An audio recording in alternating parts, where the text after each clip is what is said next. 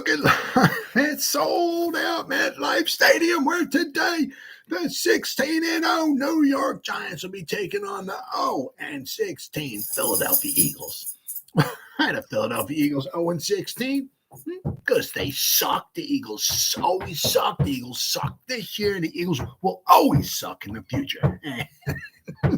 Welcome to the Gridiron. Anybody out there at all going to spend a little bit of time with me here this evening? Thank you so much from the bottom of my heart. I greatly appreciate it. Or anybody watches any of the replay of this, thank you so much from the bottom of my heart. You guys absolutely rock. I greatly appreciate it. I'm going to try to go about 30 minutes here tonight. Shoot my mouth off for about 30 minutes. Anybody got anything to say, please feel free to throw in the chat box. I check on the chat box like every 5 or 10 minutes or so. So anything gets put in there, I look at, I find, and I always try to respond to it as fast as I can. So please feel free and fire away whatever you want in the chat box there. Before I get started, I got there's a link in the description box. It's the top link. Anybody who wants to help support my channel, it would mean the absolute world to me. It's the top link. It takes you to my membership page. I got 3 different membership levels. The first one's called the Saquon. The second one's called the Lawrence Taylor, and the third membership level is called the Gridiron. Each one's got their own little perks to them and everything. There's loyalty badges, which are pretty cool. There's 8 different loyalty badges. Each one's a helmet, and the older the helmet is, the longer you've been a supporter of my channel. The oldest one is a leather helmet. So if you got a leather helmet associated with your name, you've been a supporter of my channel for a long time. There's also 4 different emojis. Eventually, there'll be a 5th one that's coming out. But right now, I just got 4 of them. They were made up on Fiverr. Every time I look at them, I get a kick out of them. They're pretty cool looking. You can use them, I guess, in the chat box or if you're making a comment or something like that. So once again, anybody wants to help support my channel, it would mean the absolute world to me. And if you're not subscribed to my channel, please feel free, click on that subscribe button and hit the bell icon. That way, next time I put out a video or go live, whatever, you'll be notified, and it's free of charge. Right now, I'm looking at my live count. Right now, I'm up to 4,746 subscribers. Been going up quite a bit of late. Anyway, it's pretty much like with the, I guess with the playoff rush and, Giants making the playoffs, it seems like there's, a lot of excitement, obviously, in the air. So I've been getting quite a few subscribers over the past, let's say here. Since January 5th, I've got almost 500 subscribers. So the last 10, 11 days, I've gotten about 450 subscribers. So, things been going. Once the Giants made the playoffs, things really been taking off. But right now, I got 4,746 subscribers. So please click that bell icon, hit the subscribe button, and anytime I put something out, you'll be notified. And then also, finally, there's 2 more links in the description box. Both of them are their Facebook links. The top one, is to a group. Okay, it's called the New York Giants, the Gridiron. Very original, I know. What the heck do I got in there? I think we got over 2,000. When was it? Saturday night? I think it was Saturday night. I just went over the 2,000 member mark. Right, we just got over 2,000 people in the group. And what it is, I put stuff in there every day. This afternoon, I put in pictures and all kinds of posts and video. I put in 10, probably maybe close to 15 different things in there just within the past few hours. But not only that, but members are putting stuff in there too. So if you become a member, you can post stuff in there as well, which is pretty cool. So I said between me and the members is a lot of stuff going in there every day. And then there's another link in there. Okay, it's to a page. Once again, it's called the New York Giants, the Gridiron, but it's a Facebook. It's a page. Okay, I'm the administrator, so basically I'm the only one who posts anything in there. But it's the same thing. I spend a half an hour to an hour every day putting stuff in there. Okay, every day. Right now we have 539 people who like it, and there's over 1,800 people following it. Okay. And what I do is I try not to mix the 2 of them up, basically. So pretty much whatever I put in on the page. I don't put in the group and vice versa, right? So I don't commingle, nothing like that. So between the two, there's 20 to 30 between like a picture, maybe some type of a post or a video or something. There's 20 to 30 different items getting put in the page in the group every day. So if you go to the page, right, and you like it and you follow it and you go to the group and you become a member of it, you get a boatload of Giant stuff every day. And as I say, if you're not satisfied, your money back guaranteed. Oh, so all that said, let's go over. We got the according to PFF, the player and team grades. Okay, according to PFF, after their 31-24 victory over the Minnesota Vikings, very, very good game. Certainly either team could have won, but thank goodness the Giants did. But so next, I mean, the game's not even over, but I'm not even. I just can't even watch it anymore. My skin's starting to crawl watching the Cowboys win. I think it's like 17,000 to nothing right now. So the game's not even over with. Not even. It's like there's like at least a quarter or so left in the game. Yeah, about a quarter left in the game, but it's over. So next Saturday. Okay, you're gonna have the. Let me see. What are the times? You got the Giants and the Eagles. 8:15. Hell, that's weird ass time. 8:15. Giants and Eagles 8:15. Then you got the Cowboys at the 49ers next Sunday at 6:30. So the NFC has got both late games. The AFC got the Jaguars and the Chiefs at 4:30 next Saturday.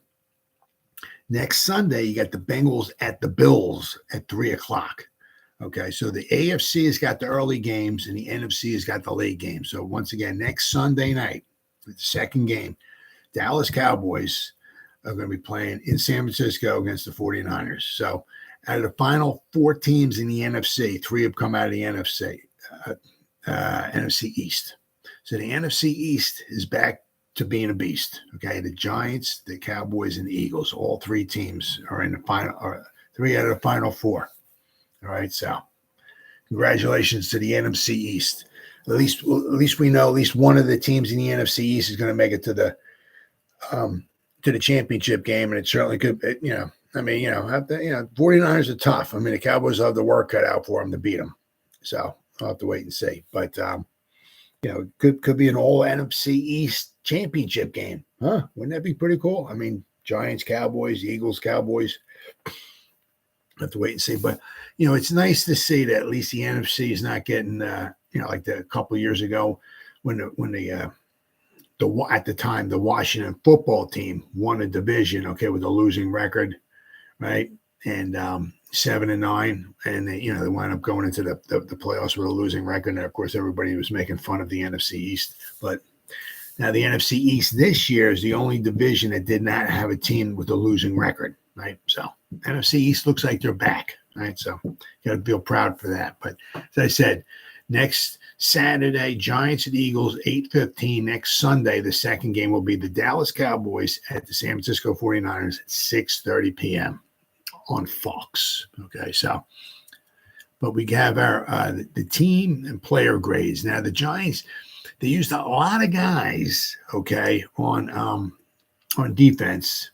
A lot more than they did on offense. I believe they just used, was it 17 guys on offense? What do we got here?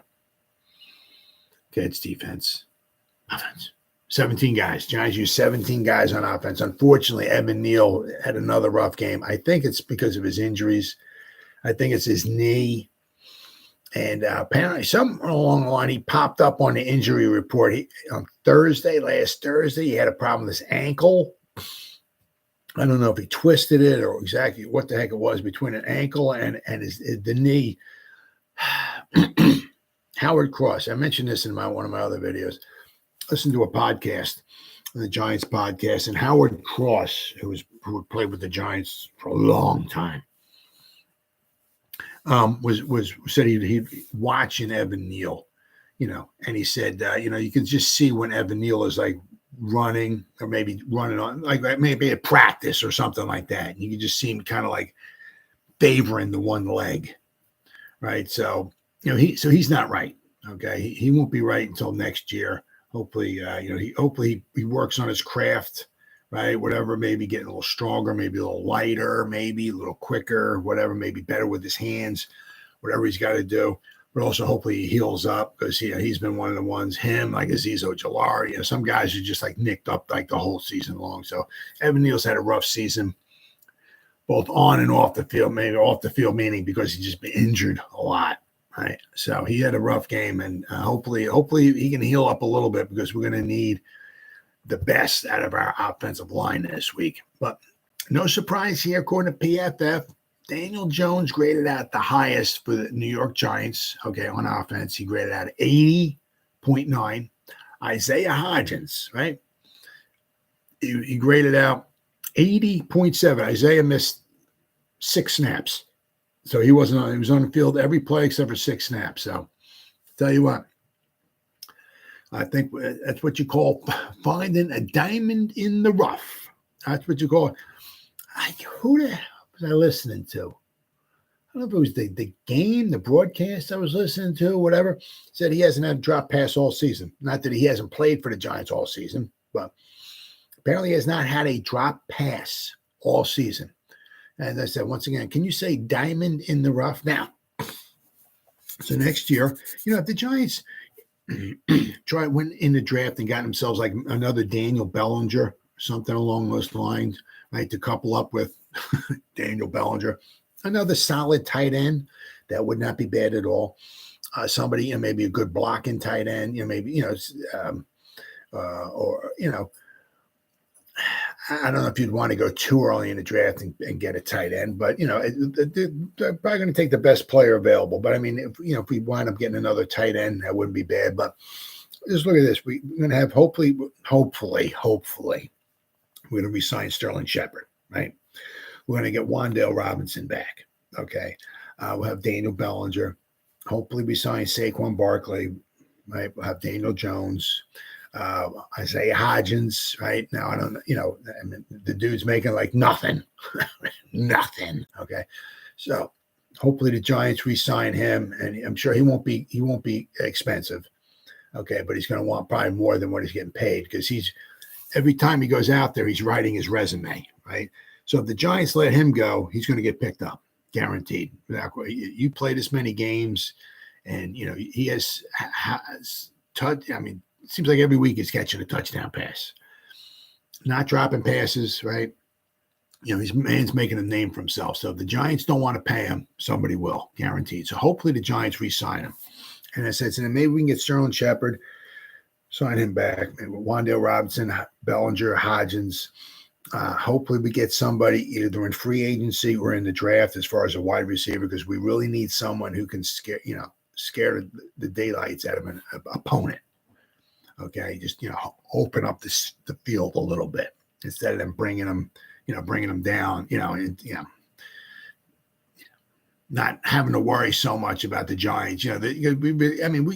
Slayton can go deep, but there's nobody there that really scares the crap out of you. And there's other teams. Like AJ Brown, right?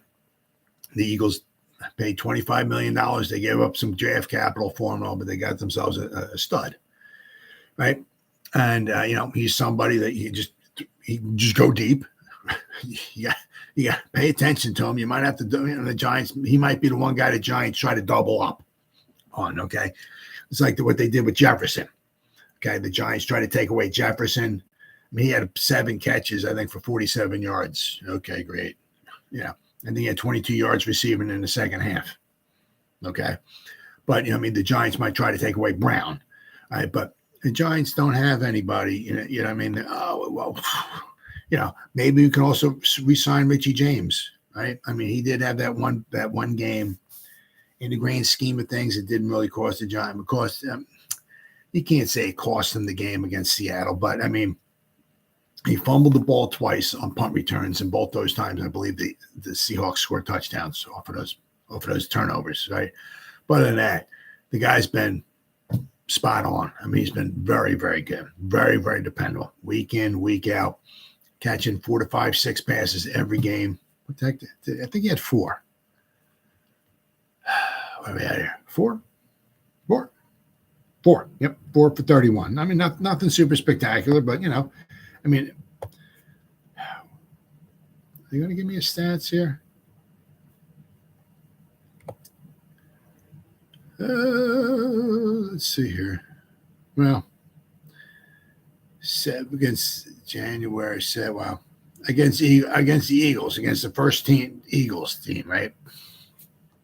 He had 7 receptions, 9 targets, but that's Davis Webb throwing to him, going against the first string Eagles defense. I mean, he had 7 catches. You know what I mean? So it's like, he just, we got it here.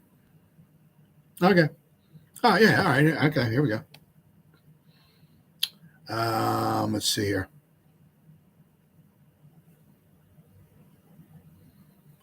Okay. Against Minnesota, he had 4 receptions. Against Indianapolis, he had 7. He had 8 against the Vikings last time we played him. Against the Commanders where we won, he had 4. Right. I mean, just very, very solid. 4 or 5 catches a game. I mean, how can you complain about that? Now, the thing is, you also have to look at is that, he's not going to be if the Giants re-sign Richie James, right? He's not a starter. Probably won't be a starter. He'll probably be coming off the bench. I mean, if we can get Sterling Shepard back, we have Hodgins there, Wan'Dale Robinson, Daniel Bellinger. If we're going to get somebody, hopefully in the draft, right? You don't have to get somebody in the first round, but you can get somebody in the second round, certainly as a wide receiver, or maybe, I don't know if there's a lot of guys out there in free agency, but what I'm saying? So Richie James, may not get as many receptions next season if the Giants re-sign him as he is this season, because he won't be a starter. I mean, now we got basically the Fab 4. You got Bellinger, you got Slayton, you got Hodgins, and you got James. Why? Well, because those are the only guys that, you got Golladay, right? But, but those are like the guys that would be out there. As I said, Richie James, if we do re-sign him next year, I mean, hopefully he probably is not going to be a starter. He'll be coming off the bench. But, I mean, so it depends upon if he wants to re-sign with the Giants, if he's not going to be a starter. But, good, solid player, good guy to have on your team. So, have to say. But, I mean, the Giants need somebody, really, really need somebody. And, of course, I'm not telling Dave Ball and none of those guys nothing. They could use somebody scared the pants off you. All right. Andrew Thomas, let's see. He graded out at 77.4. Saquon Barkley, 77.3. Mark Lewinsky, another solid game, graded out at 73.1. Mark Breida, he was in there for 21 snaps, graded out 69.5.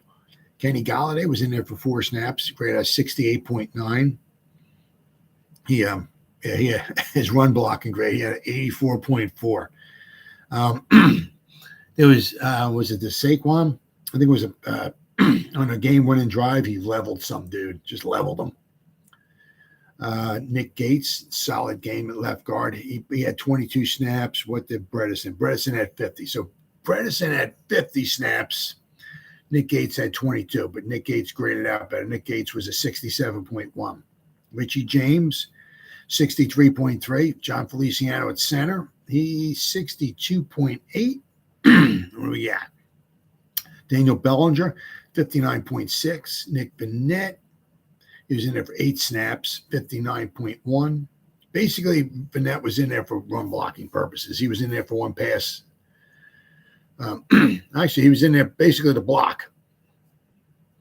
There was 1 pass play he was in there for, and he stayed in the block, and 7 run plays he was in there to block. So he was blocking. Right.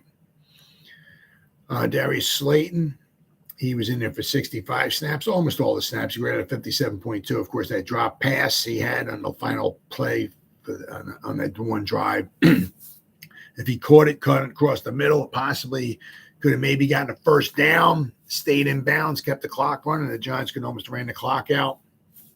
But Ben Bredesen, he graded at 55.7. Marcus Johnson was in there for 5 snaps. He graded at 55.5. Lawrence Cager, he was in there for 24 snaps, 39.9. And then Evan Neal, he graded at 36.6. His pass blocking grade was a 19.4. So, I mean, he was in there every snap. But once again, I think he's favoring his legs, whether it's his knee, his ankle, whatever it might be. I think he's favoring it. So he's he probably won't be right until next year. He'll be like Leo the Lion, Leonard Williams. I mean, he won't be okay until next season. He's going to need time off, and let everything heal. And hopefully, if he works on his craft, hopefully, Evan Neal will take a step forward next season, because he can't get much. I mean, I don't want to say much worse, but it's very, very Andrew Thomas-like, shall we say. It's Andrew Thomas's first season. Once again, but Andrew Thomas had problems with his ankles and his feet. Okay, kind of tough to pass block, get you, and then try to anchor yourself down and hold off the edge rusher or whatever when you got problems with your ankles or your foot. I mean, it's kind of tough, very painful, very painful. So hopefully Evan Neal heals up and works on his craft and gets a little bit better next season, and hopefully maybe by the time third season, fourth season rolls around, he's a prime time candidate then. But he had a tough time this year, tough year. All right, then we got Cordell Flott. Well, he was only in there for 3 snaps. He graded out 88.6. Azeez Ojulari, he was in there for a grand total of 8 snaps. Once again, got hurt. Apparently, he got kicked in the quad by Kirk Cousins, apparently, is what I'm hearing. I mean, he's got a lot of soft tissue injuries, so it's very interesting to see. But he graded a 79.5. So when he was on the field, he did very, very well. But unfortunately, he was only on the field for 8 snaps. Hopefully, he can. Oh my God! Hopefully, it's every week with Azeez Ojulari. Something else is wrong with him every week. Hopefully he'll heal up, or heal up well enough, at least maybe possibly, so he will be able to play Saturday against the Eagles, because we can certainly use all hands on deck. Dane Belton was in there for 10 snaps. He graded out a 76.1. Sexy Dexter with that bullshit roughing the passer call on him. Absolute freaking bullshit call. He's in there for 51 snaps. He graded out a 74.8. His pass rush grade was an 86. He was he was a monster in there. Adoree Jackson, great game. Graded out a 70.9. Julian Love, 69.6. Fabian Moreau, graded out a 69.6 as well. Kayvon Thibodeau, graded out a 69.4. Xavier McKinney, 69.1. Nick McLeod was in there for 16 snaps. He graded out a 65.7. Darnay Holmes was in there for 33 snaps. He graded out a 61.4. Leo the Lion Williams was in there for 52 snaps, 61.3. It's nice to see he was in there for a decent amount of snaps. Certainly does not mean his neck is healthy, right? It's just he was able to play, for that amount of snaps. So it was good to see, because we can use him. Hopefully we rest him up, and hopefully he's decent enough where he can play this next weekend against the Eagles. Toman Fox was in there for 4 snaps. He graded out a 60.8. Jason Pinnock was in there for 7 snaps. Graded out a 59.3. He got hurt. He went to the hospital, and he made it back in time. He flew home with the team. Had something with his abdominal. But apparently, hopefully, it seems like he'll be okay. It seems like. Right. Jihad Ward was in there for 31 snaps, graded out a 57.5. Jalen Smith was in there for 35 snaps, 57.2. Landon Collins was in there for just 11 snaps, graded out a 52. Tony Jefferson, 22 snaps, 49.8. Oshane Ximines, the X-Man, was in there for 18 snaps, graded out of 48. Justin Ellis was in there for 7 snaps, graded out of 47.9. Jared Davis, who had a monster game the week before. Well, that's when he was going up against the Eagles. But he was in there for 32 snaps, graded out of 44.2. And Ryder Anderson was in there for 15 snaps, graded out of 43.2. So, all right, now we got this. I tell you what, it's just some of it's just kind of it's weird. I mean, because the Giants, they I mean, yeah, they won.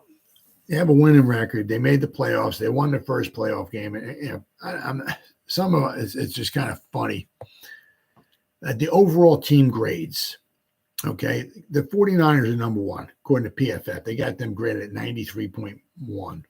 The Giants, according to Pro Football Focus, the Giants are graded number 29.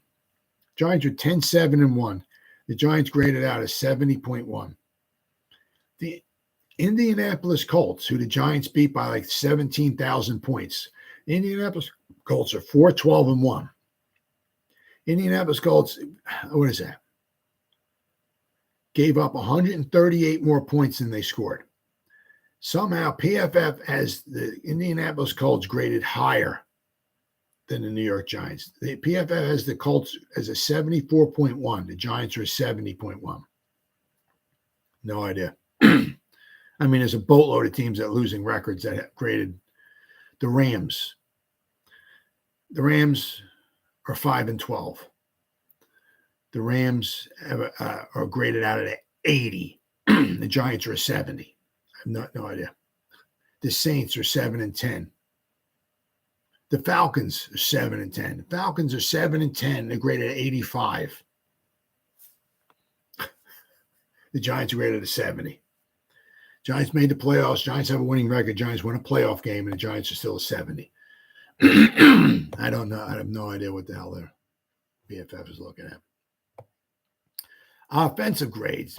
The Kansas City Chiefs are number one. They're 85.5. The Giants 70.2. The Giants are number 22 offensive-wise. Passing grade. Bengals are number one, 90.3. The Giants are number 17 passing grade, 68.1. Pass blocking. The Eagles are number one, 83.2. Wow. Giants, where the hell are the Giants at here? Giants are number 27, 61.5 pass blocking grade. Receiving grade. 49ers number one, 86.9. The Giants are number 26, 69.1. The number 26. Running grade. Now here the Giants get a little bit of love here. Giants are number 9, 88.1. Okay. Running grade. The Browns are number one, 91.6. Run blocking grade. Let's see. Is that the Falcons? Yeah, the Falcons are number one. The Falcons are like the run blocking grade. I think they've been number one almost like all year long. Falcons are number one, 83.7. Their run blocking grade. The Giants are number 14, 61. Okay, defensive grade. Let's see here. The Jets are number one, 85.3. Giants are number 30. Number 30, 56.5. All right, then we got, what do we got here? Run defense. The Rams are number one, 87. Because we know the Giants' run defense is not the greatest. Giants are number 28, their run defense. Their run defense, they're graded out from PFF, they're graded out at 44.5. Tackling, the Giants are pretty good here. 49ers are number one, 89.2. The Giants are number 7, 75.8. So, I mean, that is huge because, you know, especially if you figure the Giants giving up a lot of, like, running plays. You know, they do rally to the ball, making tackles and all. They don't miss a lot of tackles, which is huge for the Giants. Then we got pass rush. Eagles are number one, 88.6. Cowboys are number 2, 84.8. The Giants are number 19, 69.4. I'm sure it'd be nice if we can get Azeez Ojulari and Kayvon Thibodeau on the field for an extended period of time next year. If we can get all four of them, Sexy Dexy, Leo the Lion, Kayvon, and Azeez on the field all at the same time next year for an extended period of time. And also don't ever underestimate, you know, the taking the best player available, meaning like possibly like it may be first round or second round. You know, if we don't go after somebody like a cornerback or something like that, don't ever underestimate the fact that, Giants taking a pass rusher because you can never have too many pass rushers. Can never. I mean, just look at Azeez. I mean, he's missed, 75% of the games this year? I mean, 75% of the time, 80% of the time he's missed this year. So if we can get somebody out, I mean, because we got Azeez in the second round. The only reason why I got Azeez in the second round was because of the questions about his injuries, his knee or knees. I think it's his knee. So that's why we were able to get him a second round. If he didn't have questions about with his health, he'd be a first round pick. So the Giants got themselves a nice steal in the second round. Unfortunately, the guy cannot stay healthy. But don't underestimate the Giants wind up in the first or second round taking somebody as far as pass rushing, because that's huge. Coverage grade. 49ers number 1, 89.8. They're going to need that next week when they play the Cowboys in the playoff game. The Giants are number 28, 55.3. Woo. Special teams grade here. The Lions, number 1, 90.7. The Giants, 26. No, 25 overall. I'm sorry. Number 25 was 72.4. So the Giants do not get much love at all. At all. When it comes to PFF. I mean, especially the team grades. I mean, they got the Giants team grade is like one of the worst in all of football. The Giants have a winning record, went into the playoffs, won a playoff game on the road, and according to PFF, the Giants are still one of the worst teams in football. I don't get it, but it is what it is. But it's just an honor just to be able to play a second. I mean, you know, guys realize, I mean, it's 2023, yeah, but you know, the season, it's the 2022 season. We have not won a playoff game since 2011, so.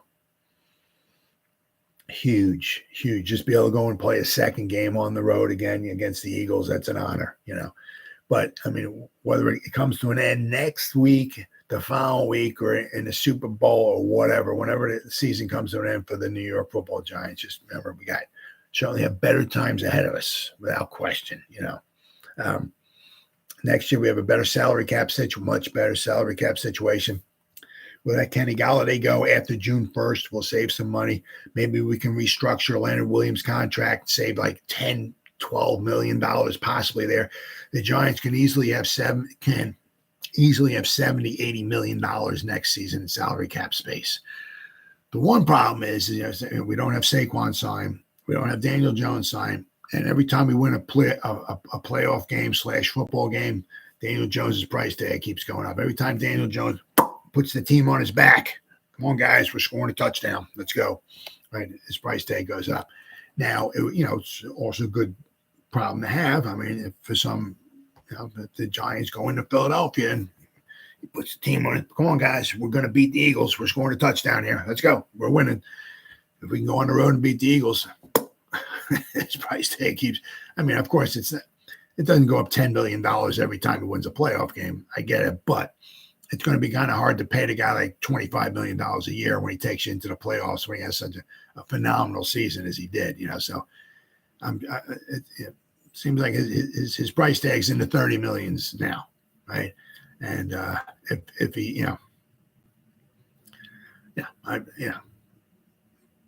I'm being just optimistic here. If somehow we want to make it farther in the playoffs, maybe the Super Bowl, you can see it being 35 to 40 million a year. Oh yeah, but I mean, every time we wind up winning a game when he's quarterback, especially in his playoffs, his price tag's going up. But I said, the Giants should have 11 draft picks next season. Okay, good, healthy salary cap. I mean, with Shane, working the numbers and all and everything, we won't get pushed into like we were this year. Well, we don't have any money, you know what I mean? So I'm sure he'll keep that healthy salary cap in mind, for obviously for forever. You know what I mean? Spend some money, but we can't spend all the money for next year or the year, you know what I mean? So, he'll keep our salary cap healthy, right? But I mean, we're gonna have some money to spend next year. We're gonna have another 11 draft picks, and let's not forget, right? Azudu, McKeithen, Wan'Dale Robinson, DJ Davidson, and Darian Beavers. 5 guys are on the IR. Basically half our draft class is on the IR, right? So So, yeah. So we got the guys on the field now from our draft class. Okay. But then let's not forget the 5 guys that are on IR who aren't playing. Then we get another 11 guys next year in the draft. So, I mean, we're going in the right direction. Doesn't mean we're going to win the Super Bowl this year or next year or whatever, but we're going in the right direction. Well, guys, it's been 35 minutes. Anybody spent any time at all watching this? Thank you so much from the bottom of my heart. I greatly appreciate it. You guys are absolutely the best. So if anybody spends any time at all watching the replay of this, once again, thank you so much from the bottom of my heart. It means the world to me. Thank you so much. Thank you. And as always, guys, you guys stay safe out there and go Giants. Woo! Oh, yeah.